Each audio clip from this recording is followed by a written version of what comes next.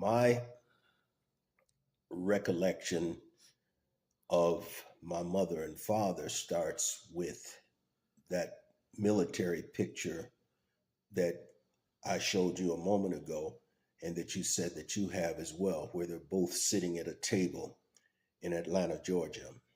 And that was around the year 1945.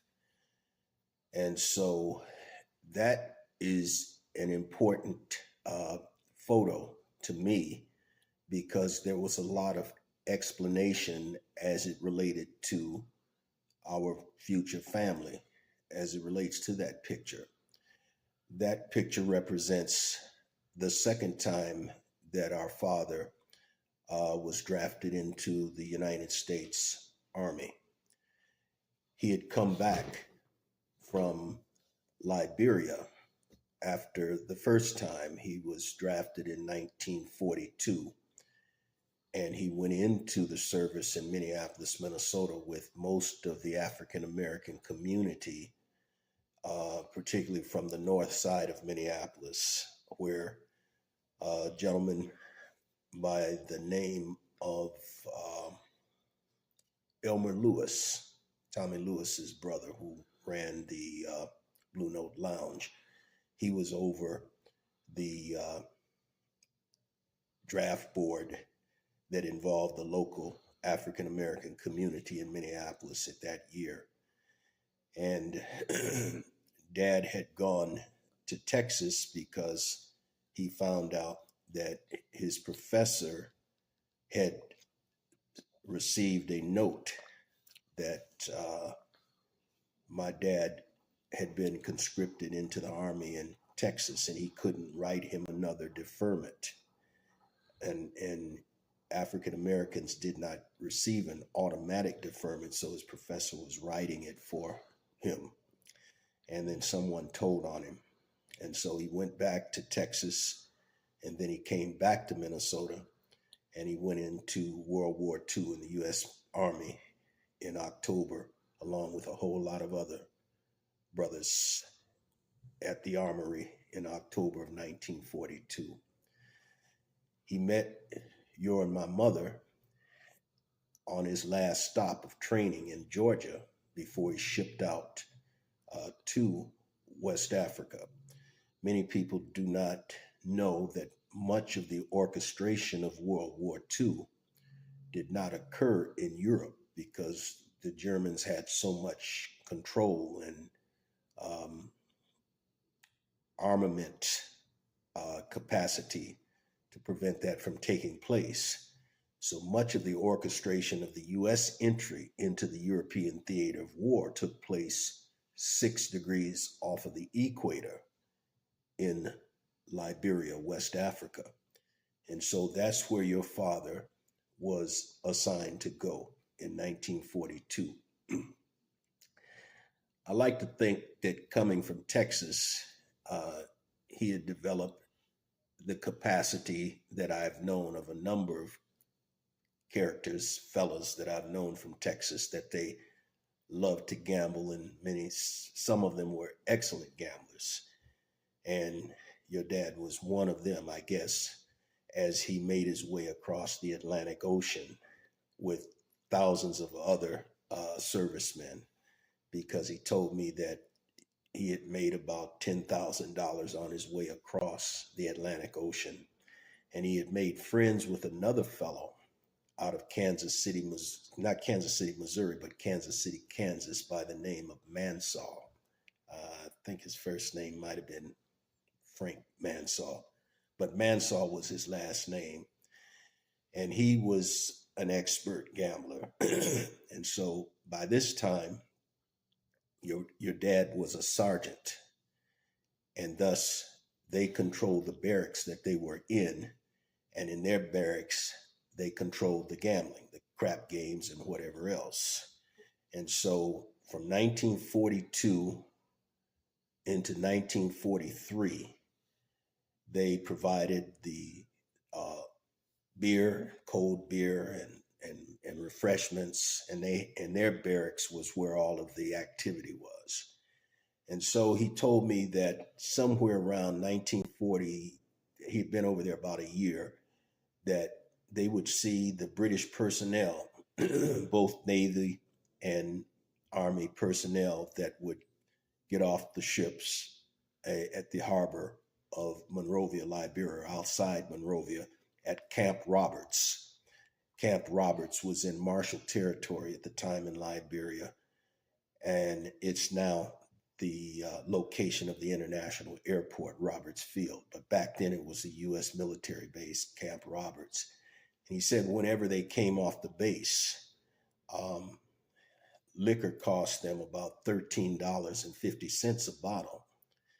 And he would see these British military personnel, and the both of them would ask, now, you know, you're down in the tropics, and they would have these duffel bags over their shoulder, and they'd ask, well, why do you guys always have these duffel bags? You know, and the British military personnel would tell them, well, these bags are loaded with whiskey, Scotch whiskey, and it is our responsibility or our obligation to sell that whiskey and transfer the money back to England for the war effort. And so he and Mansell asked, "Where's that? Where are you getting that liquor from?" And the sailor that I guess they were talking to told him, he said that that whole ship out there is lined with liquor. And they asked if he would take them out to the ship and introduce them to the captain of the ship, and he did. And so they went up and met the captain on board the ship and told him, he said, well, we understand that you have quite a bit of liquor on board the ship. And if we would offer to buy it all, what would you charge us for it? And I guess the captain kind of laughed at him and told him, he said, we got over 100,000 bottles of whiskey on board. He said, if you can buy all of this whiskey, I'll sell it to you for $1 a bottle. And so Dad and Mansell went back to their barracks, and they looked in their Army footlocker. And by this time, they both had chopped up about 160,000. So they both had about $80,000 apiece. And they put it into their Army duffel bags, and they went back to the coast and got on board a boat at the time, because Liberia, all the water around the west coast of Africa is shallow. And so the ships, large ships, generally had to park well out into the ocean. And then you take a dinghy and come into shore. So they were able to get a dinghy to take them back out to the captain. And they went up on board the ship and asked the officer of the day, could they meet the captain again? Could they see the captain again? And he took them to the captain's quarters. And he said, these two gentlemen are back to see you again. And so the captain invited them in, and he said, well, what can I do for you, gentlemen? And they just immediately dumped all of this cash on board his desk. And he just looked at them and said, where do you want us to deliver it? And so for the next 2 years, your dad and Mansell controlled most of the Scotch whiskey that was being produced in England, to where the United States Officers Club had to send a B-29 bomber down to Monrovia, Liberia, in order to get their supply of whiskey. And so they asked your dad, how much would you charge us per bottle to load up this I don't know if B-29s were built at that time, but let's say I know B-25 bomber from stem to stern, you know, wing tip to wing tip, full of whiskey. And he said, we'll charge you $7.50 a bottle. And so they fill that whole bomber up. And by this time, a supply sergeant in Cairo, Egypt, had gotten wind that there was whiskey down there as well. And so he sent a word over that if they could get him a load of whiskey over to Cairo, Egypt, which is over on the opposite side of Africa, he would buy it from them for $25 a bottle. So your dad, I asked him, I said, by the time you came out, how much money did you and Mansell make? He said, well, I really don't know, but I know that we chopped up 500,000, you know. And I just got to thinking about what $250,000 would have meant back in 1944, you see, in compared to today's inflation. And so it was on the basis of that that your father first came back to the United States, because some other individuals there were putting pressure on him. And he said that he had been thrown in the stockade 3 times. And on the third time, he was so frustrated that he had made up the decision that, you know, lingering in that hot humidity and so forth for 90 days was nothing that he was going to do a fourth time. And so he started thinking, you know, wild thoughts that if I come out this time, I'm going to take my 45 and blow this guy's brains out, because it was another sergeant that was acting for another officer that was trying to twist their arm to get a piece of that business. But at the same time that that thought was going through his head, he had reached into a breast pocket of a shirt that he had, and there was a card in it. And that card came from his last commanding officer in Atlanta, Georgia, where he was trained before he came overseas in the malaria control unit in Monrovia, Liberia. And that was a white colonel who wanted your dad to take the test to go to West Point for officers training. And your dad had taken the test to enter West Point on 2 occasions previously. And they would take the top 5 candidates. And in each instance, he scored in the top 5. The first time, I think he told me that he was number 3. And so they jumped over him, took 1, 2, 4, and 5. The second time he scored, he was number 2. And they jumped over him and took 1, 3, 4, and 5. So about this time before shipping out to Liberia, he had pretty much given up on becoming an officer. And so it was something about him, you know, your dad and our father was just such a brilliant individual, you know, as I think about him all the way back, you know, and what type of shoes that any of us as your brothers would have to fill trying to match what he had done, you know.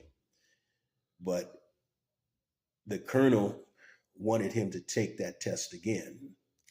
And he told the colonel, he says, well, they're not taking any black uh, officer candidates to West Point. I've taken that test a couple of times and they've jumped over my name, like I told you they did. And he said, well, I'd like for you to take it. He just didn't believe that they would do that. And so this time, your dad passed the test. He was number 1, but they jumped over him again, took 2, 3, 4, and 5. So he snatched the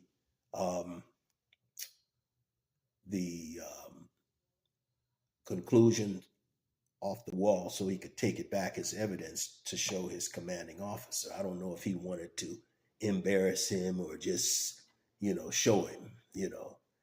And so he took it back, you know, ran back to him and told him, he said, I told you they wasn't taking any blacks to West Point.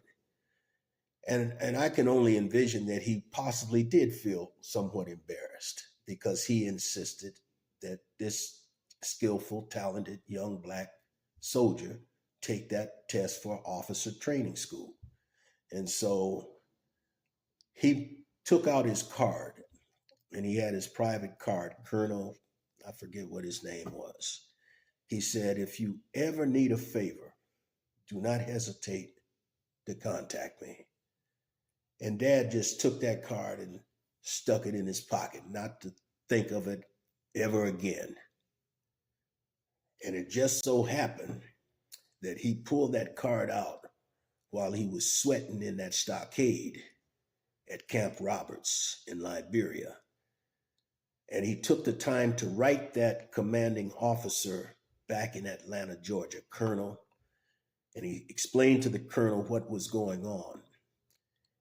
And the colonel was able to get an order for him to appear immediately back in the United States once he got out of the stockade.